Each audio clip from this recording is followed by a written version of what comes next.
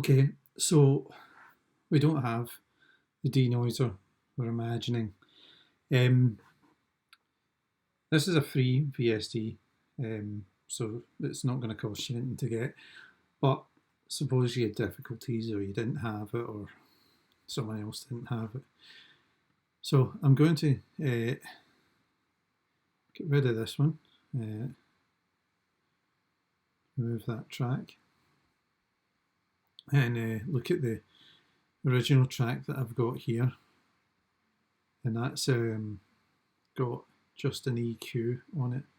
So if I'll open that there. Now, this is a very simple comparison, but it shows that we can get roughly the same effect.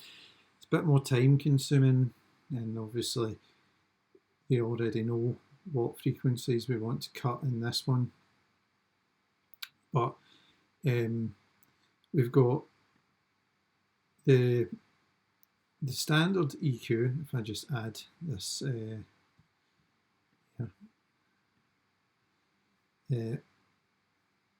only comes with 4 on it.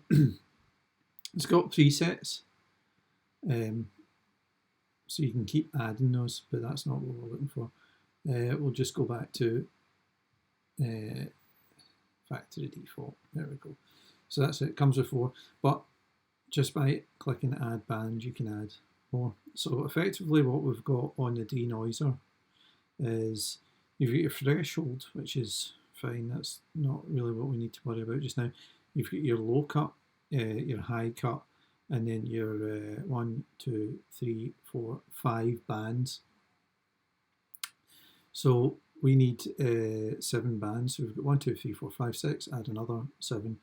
Now, I don't know why it keeps on adding them there. That's a bit strange, but it's not a big deal.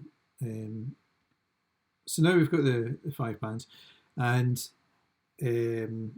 what I want to do is go to the first one, and I want the equivalent of a low cut. So we want to go to the high pass filter, and it will put that in there. And then if we have a high cut, we can go to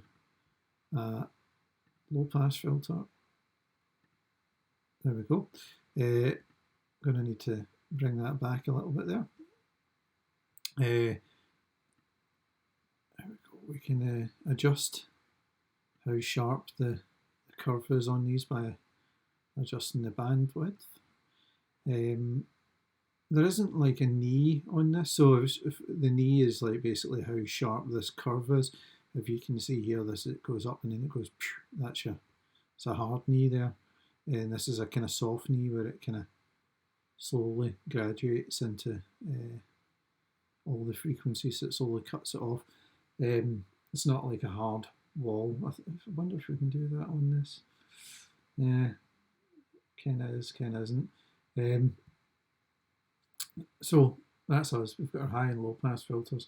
And then we go to the next one, and what we can do is we can type in the actual frequency we want to cut out. So in that one, it seems to be in the Bertum 419. Okay. The next one up is 965. Oh, I've not clicked on that. 965 hertz.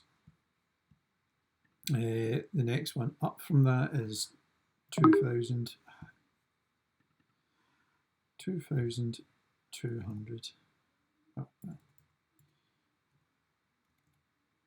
Okay, and the following one up from that is 5100 hertz.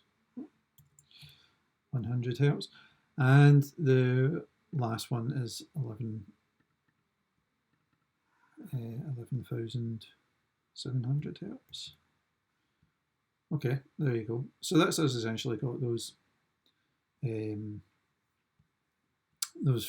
filters, and then what we can do is we can adjust the how much we're taking off. So these are like minus 4.7. So we can go to the gain here. Sorry, minus 4.6, and we can put in minus 4.6. And then we can see that it's taken a big sweep on it, but we don't want it to do that. We want it to be really tight because it's just specifying a specific frequency. So we've taken it all the way down. You can turn these into, well, I suppose if you look at them and you say it's a notch filter, but it's not, it's just cutting a hole in it like that. So what we're going to do is we're just going to tighten that up as well, and we can set that at minus 4.1. Okay, there you go. And we can do this all the way, and we can adjust the gain on. That's what the notch does. The notch takes it all the way down, but we'll just put it and Alt. You might hear some noises in the background there. That'll be Winston snoring away. So yeah, we can take these, set the bandwidth as tight as I can, and then we can reduce the gain on. Oh, what is this? Oh, that's at high shelf for some reason. That must be from the original settings, because number 4 was the last one. So just keep an eye on that as well. Let's double check these. Right, so you bring that down and you can adjust the frequencies there, but what we want is, no, we're all right, we're on 2200.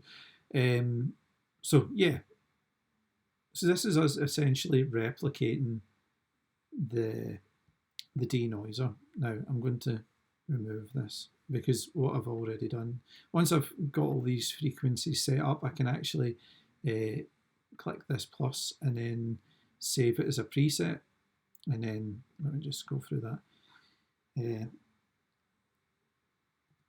Denoise test, we'll call it. Okay, and that's us got it in here, so it's always there, but I have one I made earlier, which is that there, and I've got the previous one that I'd made also. So I can remove this, I can let anything happen, whatever I want to do. I can adjust these, but I can always go back and call up the denoiser setting. As I was mentioned before, I have the one that I set up for cutting out the noise from the fan from my oven when I was trying to record sounds of the frying pan. So these are all saved, and anytime you do something that you cut some frequencies, or you do some kind of edit and you're going, I could use that again at some other point in time, you might as well save it. It's not like it's going to cause you much hassle, and then in the future, if you need to, you don't have to go through all this. So that's me already set up with that denoiser. And now if I bring this down and I mute this, and so let me just solo this one, make sure there's no other tracks. No, there's no other tracks, and we'll play and bring this on.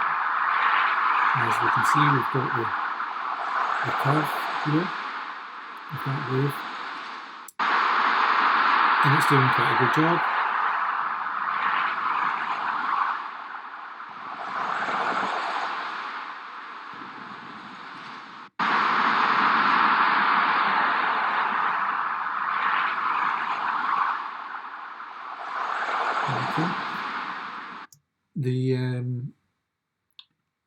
So if I was to get the denoiser on the go, I'll solo that one. Okay, and I'll bring in this.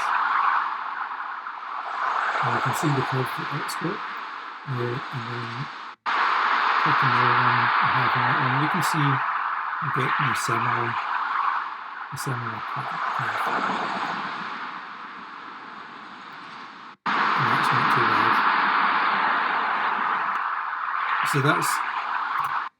So you can use the EQ to filter out these sounds, or the unwanted noise that you're looking for, or the unwanted sounds or frequencies.